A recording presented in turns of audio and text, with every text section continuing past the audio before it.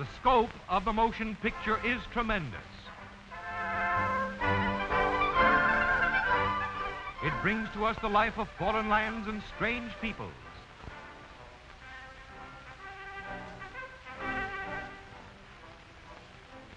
The highlights of current events. History in the making, in war and peace.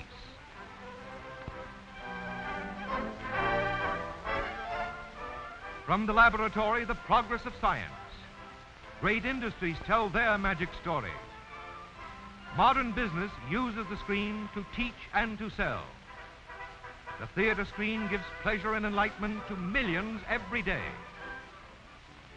In homes all over the land, the smaller movie cameras and projectors give happiness to the entire family. The pictures which we take ourselves perpetuate priceless memories of the changing years. This picture certainly seems to move, but by stopping and starting the action, we see that it is really the result of a series of slightly different pictures passing quickly before the eye, an optical illusion created by our persistence of vision. You can demonstrate this with a card. On one side, a bird. On the other, a cage. Twirl the card and the bird appears to be inside the cage because your eye holds each image briefly after it has gone. In the infancy of movies, this principle was adapted with paper pictures of progressive action run rapidly on a revolving wheel for an audience of one. In the historic scene shown here appears the inventor of the first talking motion picture, Thomas A. Edison, greeting some of his fellow pioneers in the March of the Movies. Drawings from which animated cartoons are made show us how persistence of vision is applied to the screen. There is no more motion in any one of these drawings than on a postage stamp, but on each one, the action is slightly advanced. If the series is flipped fast enough, the picture seems to move. These pictures are photographed and printed on a long, transparent strip of celluloid film. When run in a projector, they come to life.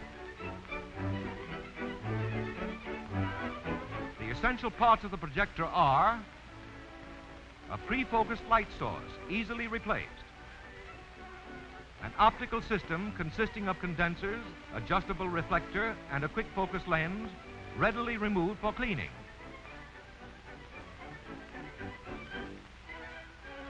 And a sturdy film moving mechanism built like a fine watch. Let us look behind the scenes as we greatly slow down the running speed. Normally, this shutter revolves well over 4,000 times a minute. Here, numbers take the place of pictures so that you can readily follow the film as it moves when the black blade momentarily obscures the light. Part of the shutter blade is now removed so that you can watch the shuttle tooth at work. Note that the stroke that shifts the film is a cycle of 4 separate, clear-cut movements. Straight in, down, then out, and back up. The shutter revolves 3 times for every picture change, thus cutting down each dark period to less than 5/1000ths of a second. This gives added brilliance and eliminates flicker on the screen. Normally, the film moves very fast, but absolute accuracy assures steadiness of the picture on the screen. This eliminates eye strain. Gradually now, let us bring the speed up to normal, 24 pictures every second. Here we have repeated each number 24 times so you can watch it change. The film moves freely in its channel.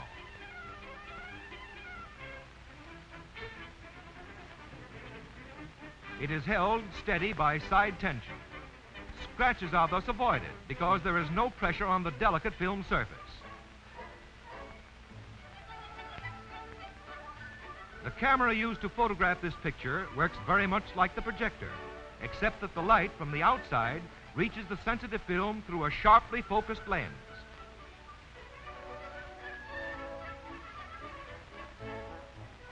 The precision of the camera must be matched by the accuracy of the perforations in the film.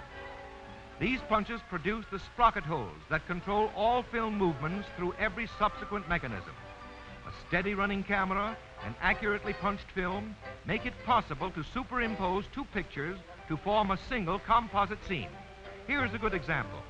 The actors were photographed in Hollywood. The background, a street scene, was taken in another city. The slightest movement error in either camera would have spoiled the interesting effect. Now let us see what makes the movies talk. The sound is reproduced from a track on the side of the picture. This is a variable density track, one of the two sound systems in general use. And this, a variable area track. Either can be reduced to the smaller 16mm film. Their operation in the sound projector is similar. The film passes through a sharply focused beam of light coming from the exciter lamp. With the volume control, we turn this light up and the sound becomes louder. As the soundtrack of the film passes through the beam, it creates constantly changing light impulses.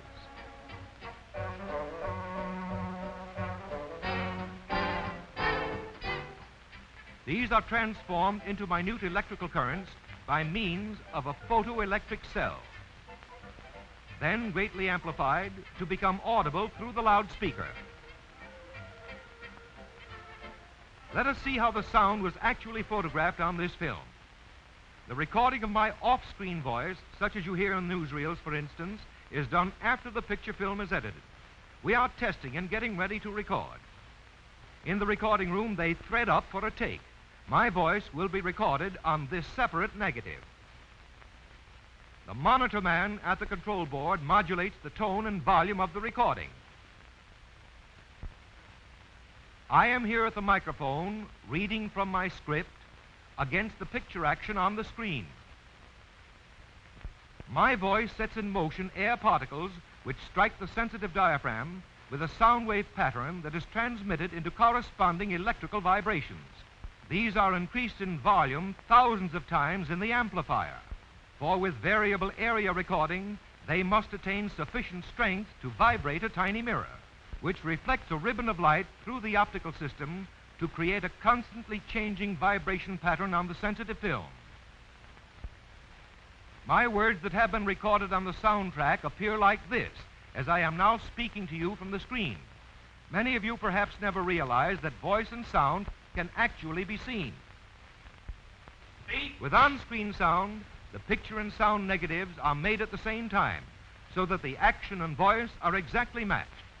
In Hollywood, at the Grand National Studios, we see a well-known star in action.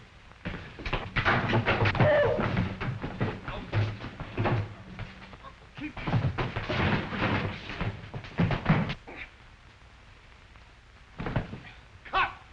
Fine, great.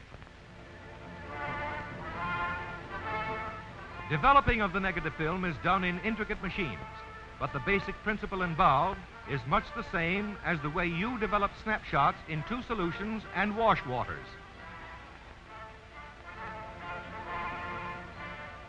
The picture is then printed. After the print is developed, it is cut and edited. Often from as much as 250,000 feet of exposed film, less than 8,000 feet will be selected to make up the finished picture.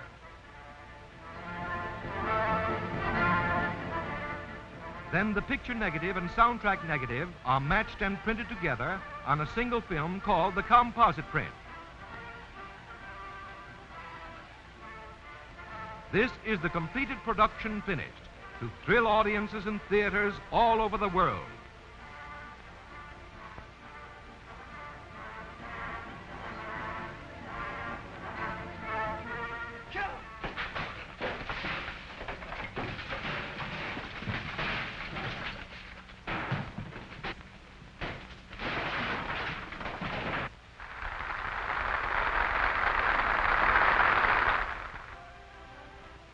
For smaller projectors, 16mm prints of these same pictures are made from the standard negative on a reduction printer. Because these smaller prints are less than 1/4 the area of the standard film, extreme accuracy is absolutely necessary for good results. Here is a 10-reel feature production on 35mm film, which when reduced to 16mm gives us an equal amount of picture with less bulk, less weight, and absolute safety from fire hazard. You can now buy or rent hundreds of these motion pictures, silent or with sound, educational subjects to Hollywood features. it is possible for anyone to show motion pictures anywhere, anytime, because we have efficient 16mm projectors meeting every owner and audience requirement. The magic picture that moves and talks now comes to your screen at your command.